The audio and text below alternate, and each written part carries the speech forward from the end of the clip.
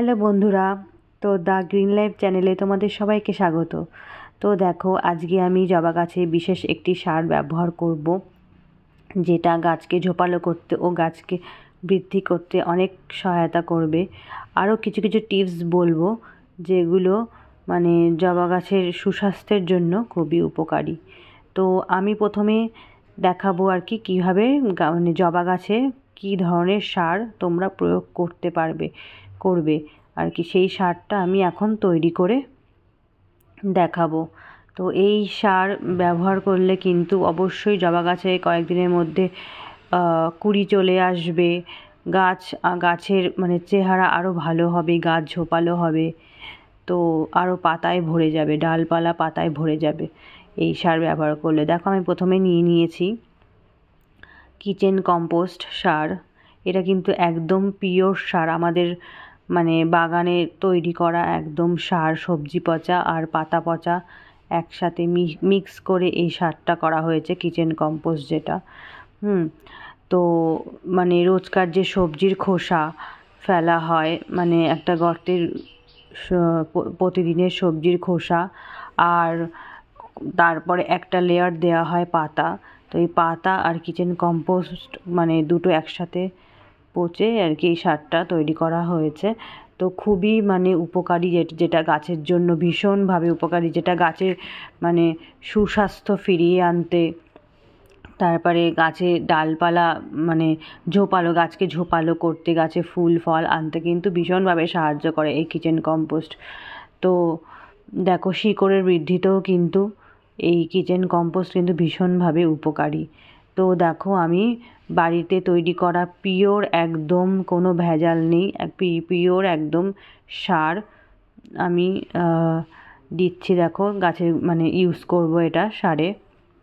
তো দেখো, প্রথমেই আমি নিয়েছি কিছুটা পরিমাণ কিচেন কম্পোস্ট। তারপরে আমি দেখো কিছুটা কলার খোসা দিয়েছি। এরপর দিয়ে দিলাম ডিমের খোসার গুঁড়ো। এরপর দেখো, কিছুটা আমি 10% ছাইও ইউজ করেছি, 10% নয় 15% আমি ছাই ইউজ করেছি। আর দেখো, কিছুটা ড্যাব দিয়ে দিলাম, 20 থেকে 25টা ড্যাব আমি দিয়ে দিয়েছি। এবার দেখো, কলার খোসায় তো তোমাদের বলেইছি যে প্রচুর পরিমাণে ক্যালসিয়াম থাকে, যা কিন্তু গাছের শিকড়ের বৃদ্ধিকে উৎসাহিত করে, মাটিতে অক্সিজেন যোগ করতে সাহায্য করে। আর কিন্তু কলার খোসায় কিন্তু প্রচুর পরিমাণে ম্যাগনেসিয়াম থাকে, সালফার, পটাশিয়াম, ফসফরাস, এইসব উপাদান কিন্তু প্রচণ্ড পরিমাণে থাকে। তো মানে গাছের বৃদ্ধিতে সহায়তা করে, ফুল ফলের উন্নতি ঘটায়, বীজের অঙ্কুরার দমন হয়, তারপরে কীটপতঙ্গ রোগ প্রতিরোধ করে, তারপরে ফলের বিকাশে সহায়তা করে।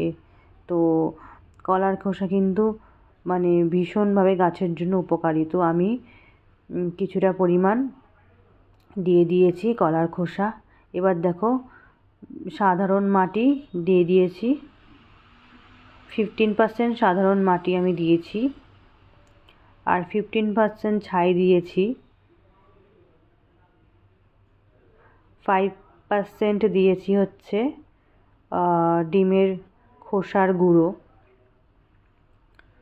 আর বাকি হচ্ছে 65% আমি সার মানে কিচেন কম্পোস্ট যেটা দিয়ে দিয়েছি। এবার এই কটা উপাদান আমি একসাথে মিক্সড করে নিয়েছি। এবার আমি গাছের গোড়ায় প্রয়োগ করব। আর ড্যাব তো 15 থেকে 30টা আমি দিয়েছি, 15 থেকে 20টা আমি দিয়েছি। আর কলার খোসা হচ্ছে ওই 2টো কলার খোসা আর কি ছোটো করে কেটে শুকনো খোসা দিয়ে দিয়েছি। এই কয়েকটি উপাদান একসাথে মিক্স করে দিয়েছি। এবার গাছের গোড়ায় আমি প্রয়োগ করব। এবার দেখো, গাছের গোড়াটা মানে প্রচণ্ডভাবে মানে শিকড় হয়ে পুরো গাছের গোড়া জ্যাম হয়ে গেছে। তো আমি কিছুটা শিকড় আর কি মানে গোড়ার দিকটা খুঁচিয়ে কিছুটা শিকড় আমি উঠিয়ে ফেলবো। দেখো, পুরো মানে মাটিতে পুরো একদম শিকড়ে একদম ভর্তি হয়ে গেছে। তো যার জন্য এই গাছটার বৃদ্ধিও খুব একটা হচ্ছে না। গাছের বৃদ্ধি হলেও মানে সেরকম মানে পাতা মানে ডালপালা ঠিক গজাচ্ছে না। তো এই গাছটা দেখো আমি ভালোভাবে একদম ভালোভাবে খুঁচিয়ে নেব। দেখো আমি কিছুটা মাটি আর কি আলাদা করে নিচ্ছি, কিছুটা মাটি আমি অন্য একটা পাত্রে নিয়ে নিচ্ছি। মানে পুরো গাছের গোড়াটা ভালোভাবে খুঁচিয়ে নেব, শিকড়গুলো কিছু কিছু আমি ফেলে দেব উঠিয়ে।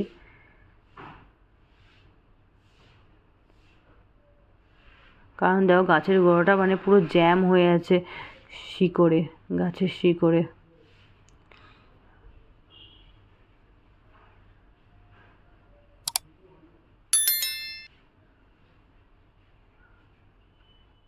তো দেখো আমি ভালোভাবে গাছের গোড়াটা খুঁচিয়ে নিচ্ছি একটুখানি। আর শিকড়গুলো যেগুলো মানে অনেকটাই মানে হয়ে গেছে, চারিদিকে পুরো মানে জ্যাম হয়ে গেছে পুরো, দেখো পুরো শক্ত হয়ে গেছে গাছের গোড়াটা, পুরো মানে শিকড় এতটাই পুরো ভরে গেছে। তো সেজন্য দেখো আমি খুঁচিয়ে কিছুটা ফেলে দেব শিকড়। এরপরে আমি সারটা ব্যবহার করব।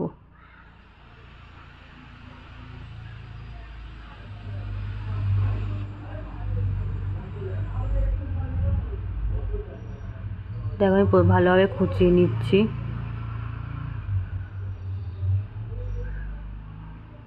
দেখো মাটিগুলো আমি পরে ব্যবহার করব, আমি আপাতত খুঁচিয়ে আলাদা করে মাটিগুলো রেখে দিচ্ছি। তো বলে রাখি যে মানে প্রত্যেক মাসে অন্তত মানে সপ্তাহে অন্তত একবার করা উচিত, কিন্তু মানে 15 দিনে একবার গাছের গোড়া আর কি মানে যেহেতু মানে বায়ু চলাচলের জন্য গাছের গোড়া একটুখানি খুঁচিয়ে নেওয়া মানে ভালো। মানে এতে হচ্ছে মানে জলও ঠিকঠাকভাবে মানে গাছের গোড়ায় জল দিলে ঠিক জমেও থাকে না, আর মানে গাছের গোড়ায় বায়ু চলাচলেও কিন্তু মানে ভীষণভাবে সাহায্য করে যদি গোড়াটা খুঁচিয়ে নেওয়া হয়, বায়ু চলাচল করতে সুবিধা হয়। আর যে কোনো সার প্রয়োগ করার আগে গাছের মানে গোড়াটা একটুখানি, গোড়ার মাটি ভালো করে একটু খুঁচিয়ে নিতে হবে, গোড়াটা ঢিলে করার জন্য, আলগা করার জন্য গাছের গোড়া। তাহলে সার, লিকুইড কোনো ফার্টিলাইজার যে কোনো কিছু দিলে আর কি ঠিকঠাকভাবে গাছের মানে শিকড়ে গাছের গোড়ায় আর কি পৌঁছায়। দেখো পুরো মানে এত শিকড় হয়ে গেছে যে মানে খোঁচানোই মানে যাচ্ছে না আর কি।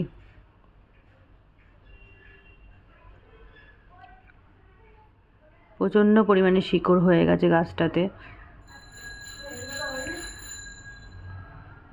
এরপর দেখো আমি গোড়াটা খুঁচিয়ে এবার যে মাটিগুলো আমি আলাদা করে রেখেছিলাম সেগুলো দিয়ে দিয়েছি। এবার দেখো এর উপরে আমি এক লেয়ার মানে একটু মোটা করেই আর কি মানে মোটা লেয়ারে সার দিয়ে দেব গাছের গোড়ার চারপাশে।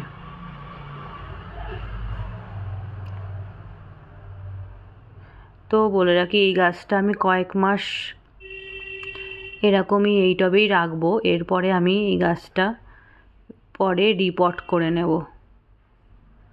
কয়েক মাস আমি রাখবো এই গাছটাকে, তারপর আমি অন্য কোনো টবে বা গ্রো ব্যাগে রিপট করে নেব।